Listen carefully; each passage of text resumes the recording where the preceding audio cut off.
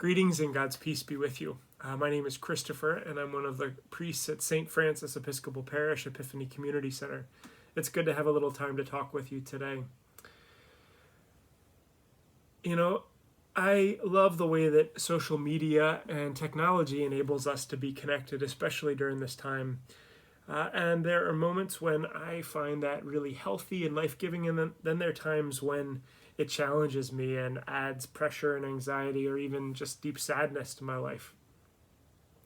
This week I learned, for example, news from the school that I went to undergraduate that a number of the departments at the college were being phased out. And I learned this from one of my former professors, my senior thesis advisor, as she wrote from a faculty member at the college, but also a prominent leader in the philosophy and religious studies department. I learned so much from her and so much from that department, and I think probably on a pretty regular basis about the lessons that I learned and the person that I became in that small liberal arts college environment. It's interesting as I think about the grief that I have, knowing that people that I care about that are still teaching there are impacted, but also this department that was formative for me has so much to do with my becoming a priest and a community organizer and really thinking about things in the way that I do. But I also grieve for those that will come after, who won't have a chance to do that type of study and to do that deep work of finding meaning in the world that we live in. It doesn't surprise me that colleges like the one that I attend are phasing out programs like this, but it really does disappoint me and concerns me as we think about what it means for us as a people to form our young adults, our adolescents as they come of age and find themselves faced with challenges in the world that we live in. As I ponder this even more, I think about the fact that not only was that program done away with, the one that I experienced in college, but so too where I went to graduate school at Loyola in their pastoral counseling department, that program no longer exists, and in fact, where I went to seminary, Seabury Western in Evanston, Illinois, that no longer exists either. So many of the institutions that have formed me,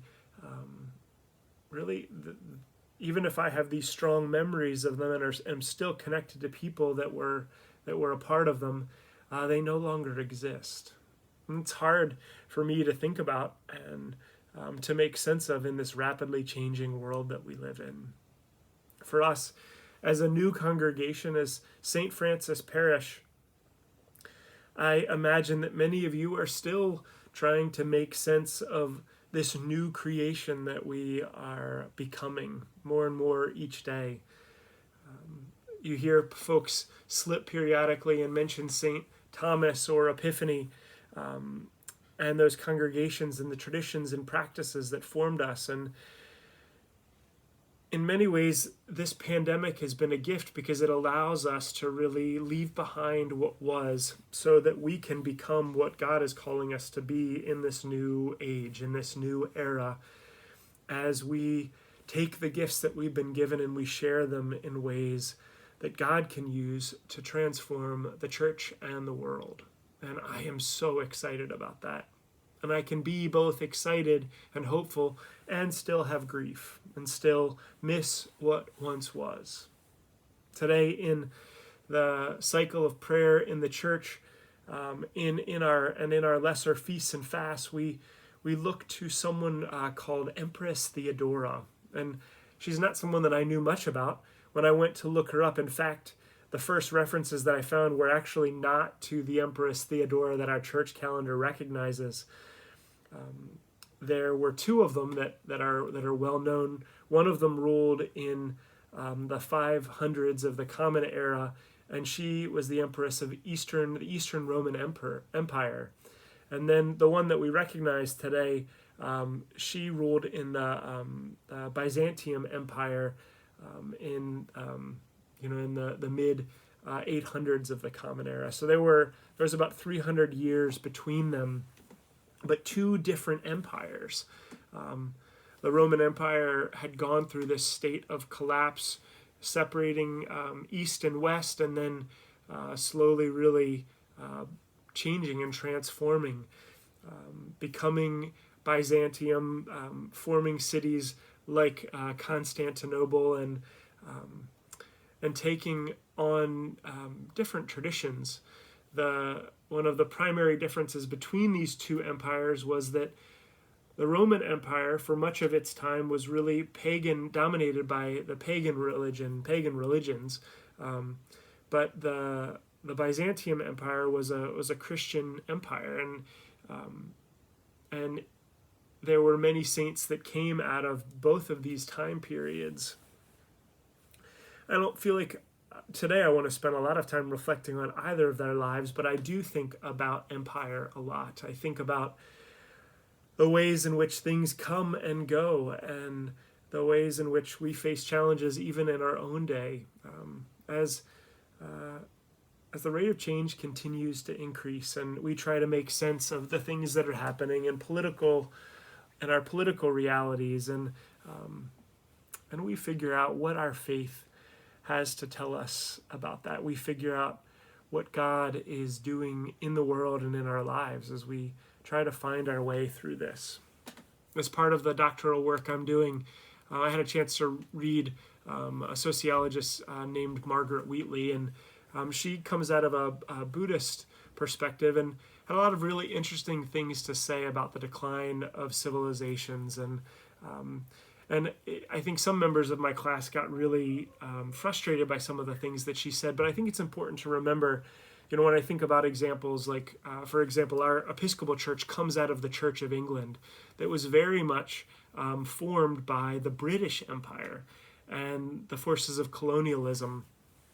Now, the British Empire, as it once was, in terms of the impact that it had throughout the globe, doesn't exist now. England still very much does, the United Kingdom does, but much has changed there. And as we face into the rapidly changing landscape that we live in and seek to be about the ministry of Jesus Christ in this day, it's important to remember those perspectives, to remember what has come before us as we're pondering what's to come next, as we seek to find clarity about how God is guiding us. Wheatley says that as we are traversing through this treacherous landscape, these challenges that we face, that we can't get to where we want to go without first going through the falling apart stage.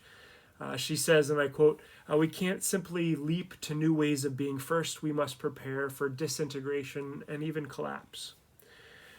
The two former congregations that formed St. Francis have been through a lot of that. And in this time of pandemic, we are all experiencing collectively around the globe what it feels like to go through a period of disintegration. But in the midst of that, the Holy Spirit is working. God is guiding us. Jesus is showing up in powerful ways to guide us, to become a people that are renewed in our faith, a people that are generous in sharing the gifts that we've been given, a people on fire with mission, called to do the work that God needs us to do today. These are challenging times for sure, and I invite us to think about the generations that will come and the impact that our lives today will have on them and their futures. As we ponder saints past and present and yet to come, God will continue to guide us faithfully. Institutions will come and go, and there is grieving to do around that. But there is also so much to be hopeful for, so much to be excited about as God guides us forward. Thanks for listening. Thanks for being a part of this church community. And I'm just glad to be a part of this journey with you. Thanks, and God's peace be with you.